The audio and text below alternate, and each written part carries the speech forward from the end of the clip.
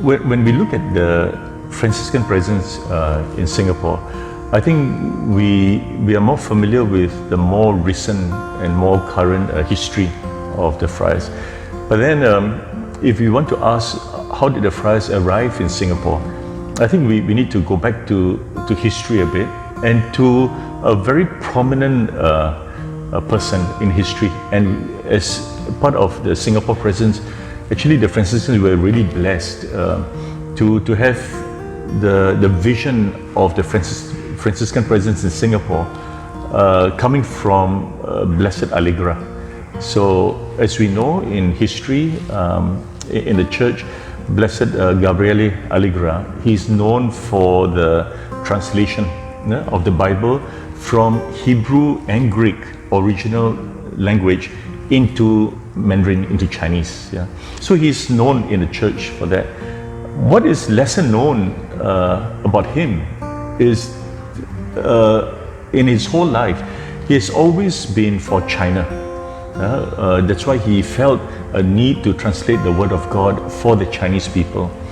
But because of his own experience in China, Shanghai, and subsequently, and with the experience of the communist challenge, he felt a yearning for the Chinese people, and also the fear of the communist ideology impacting Southeast Asia.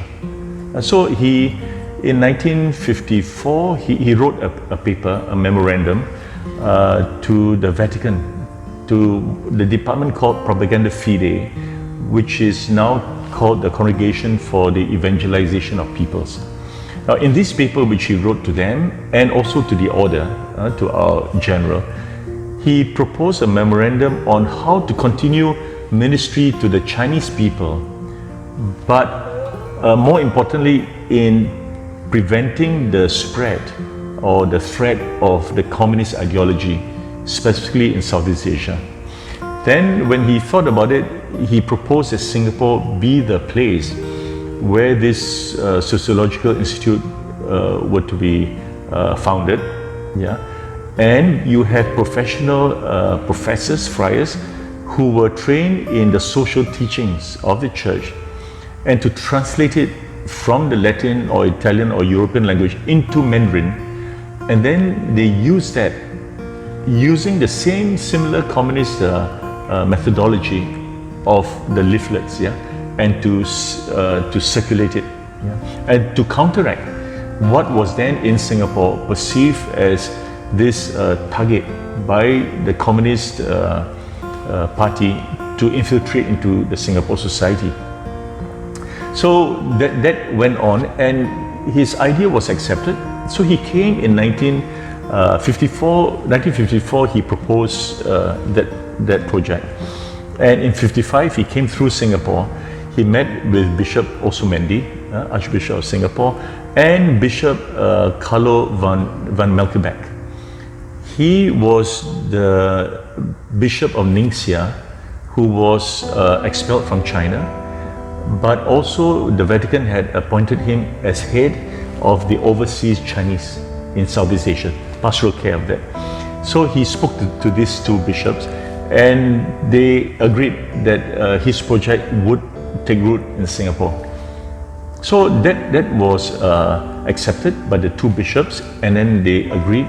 And so in 57 then, the first person to arrive, first friar to arrive, was an Irish friar, Virgil Mannion.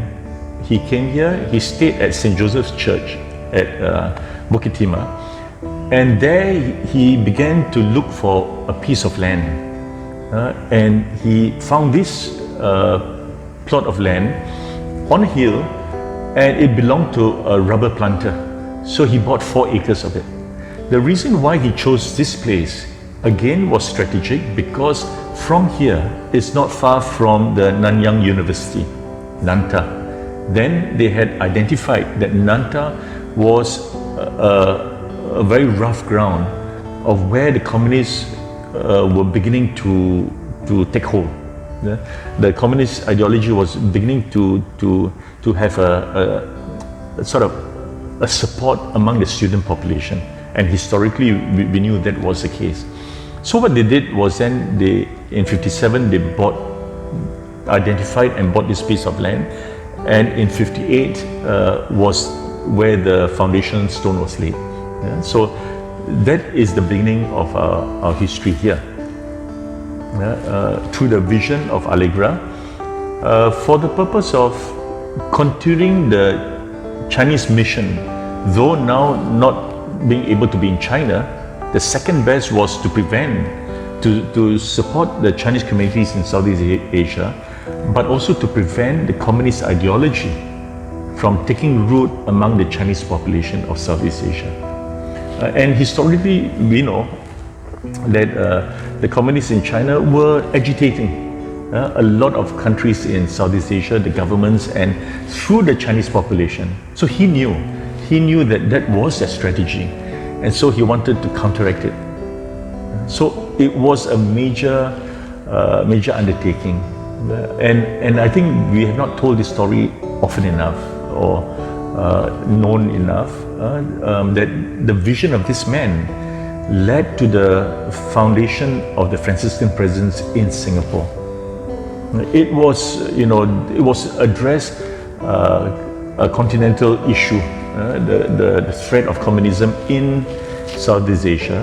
China had already been overtaken by the communists, and so that was the vision of the man. Not only did he have this biblical vision of wanting to translate the Bible into Chinese, but he also saw the ancillary wing of evangelization as the social teachings of the church, not in its communist form, but from a gospel perspective, from the dignity of the human person and the dignity of human work, so that from there you don't have to buy into the communist ideology, because he saw in the communist ideology the fundamental flaw in the respect for the human person and all that. So that one is a bit more to be researched as to what was his thinking and all that. But all the same, the early friars who were here were all former China missionaries. There were Italians, there was a German from Netherlands, Holland, and the US and Ireland. So these were all former China missionaries, including China-born priests, who had to escape from China. Now the nucleus, the early community here, they were made up of these former China missionaries. And from there, they began their translation. One or two of them worked in Nanta as professors, hoping to gather the students and to work among the student population to counteract this communist influence within the student population. So that is the beginning of our history. And then from the 60s, as the communist threat died down, then there was less of an urgency to continue this work. And then in the 60s, when the Jesuit University was opened in Taipei, in Taiwan, they felt then maybe it was more appropriate that this sociological institute be then transferred to Taiwan. So then in the mid-60s, it was transferred to Taipei to continue this work, to work within the Chinese population and to hopefully to reach out to China.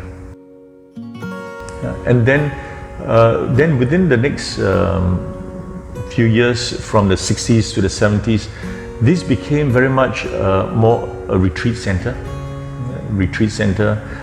The friars took on pastoral ministry. Since the work of translation and working at Nanta was not needed anymore, then they began to look towards the pastoral work of the local church. So first and foremost, when they first came here, it was at the sociological level. It was at the translation, at the scientific or the academic level. Then when that institute was moved from Singapore to Taipei, they began to look more at the pastoral side of things. And also in the mid-60s was also the Vatican II Council. Father Fulgence then was very involved in giving lectures, giving talks. You can still hear some of the older priests remembering the conferences that Fulgence used to give to update on the reforms of Vatican II. He would continue to be chaplains to the nuns, especially to the FMDM, Franciscan Missionaries of the Divine Motherhood.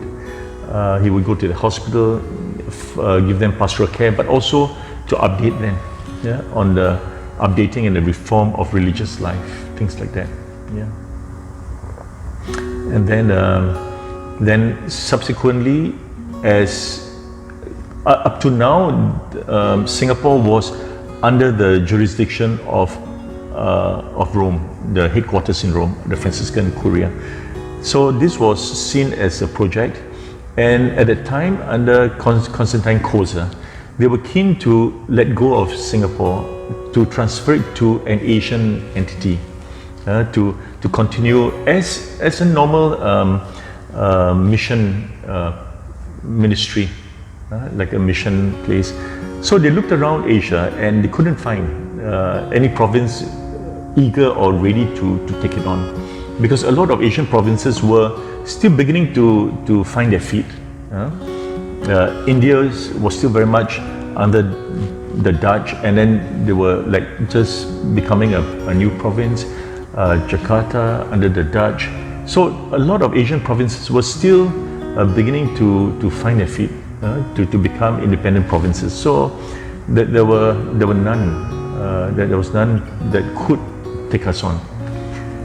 So Constantine Koza was on the way to Australia and dropped by here, and with the idea that perhaps he might propose to Australia, which at that time was the most I would say stable entity within Asia Pacific that could possibly extend extra manpower to work in Singapore.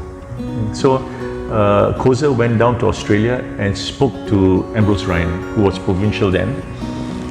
Ambrose Ryan heard him, and there was another friar who was on the definitive, Brendan Rogers. Now Brendan Rogers was a prisoner of war at Changi. So he was chaplain with the Australian forces. He was imprisoned in Changi prison during the war, and in fact in Selarang barracks as a prisoner of war. And so he had a personal interest to want to come back to Singapore, and he volunteered actually. So a few of them, himself and one or two other Australians, volunteered to come to Singapore. And so they accepted that offer of Constantine Koza, and then they came in 1970 with Sylvester, and then another, maybe Greg Eccles, a brother, and Brendan Rogers. They came and took over the running of this place here. With it also, it was the opening of St. Mary of the Angels. They turned the chapel into the use of the parish. So they went into contract with the diocese to allow the chapel of the friars, and then to expand it to become the parochial church of this new parish. So the oratory of the friars then was opened up to the use of public. So up to then it was just a private chapel of the friars. And people who wanted to come for Mass, they would join the friars in the morning, although they were not part of the parish, but they knew Masses were celebrated here every morning, and outsiders, people would just join the friars for the morning Mass. But from 70 onwards, then the friars assumed the care of the parish, Mary of the Angels. And another part of the early history that is also very important to recognize and to give honor to the lives of the friars. Surprisingly, in the 60s, although the early foundations were very much at this present Bukit Batok location, In the 60s, there were also two Italian friars who had opened up a mission at the end of Tuas in the fishing village of Tuas. So that is very little known, and I think we need to honor the work of the two friars. These two friars, Friar Zucca and Pasquale, these two were ministering to fisherfolk of Tuas village. And they were former Chinese missionaries, and so could speak Mandarin and could reach out to them. And they opened a chapel called Our Lady of Fatima. So it was a small chapel. They would celebrate the Mass, and they do ministry to the fisherfolk of Tuas village. Yeah? And then in '69, when the Church of St. Francis of Assisi was built in Boon Lay, that's when they relocated the chapel of Our Lady of Fatima, yeah, to the main church at Boon Lay. And then at that point, Father Bonaventure Tung, who is from Shanxi, or I think, he was working here as one of those who were translating the documents from Latin into Mandarin. On the weekend, he would go to Tuas village and he would celebrate the Sunday Masses there to help out with these two other friars. And these two friars were from the Ancona province, in what we know today as the Marches, in this part of Italy, the Marches. So these two friars, they originate from the Ancona province. Yeah. So I think it's important to acknowledge that, yeah, we were also having pastoral ministry even in the 60s, even though we were doing a lot of translation work. There were two friars who were not part of this community but had started a mission in Tuas among the fisherfolk. So again, it's a little bit of history that I think it's important to honor the work of these two friars.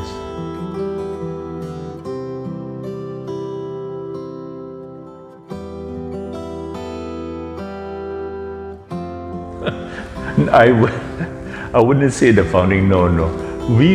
In fact, there were a few others, earlier ones, who had tried, after a while they left. So we were the surviving ones of the early ones, yeah. So Michael, yes, he was professed as a lay brother, so he would be the first Singaporean friar.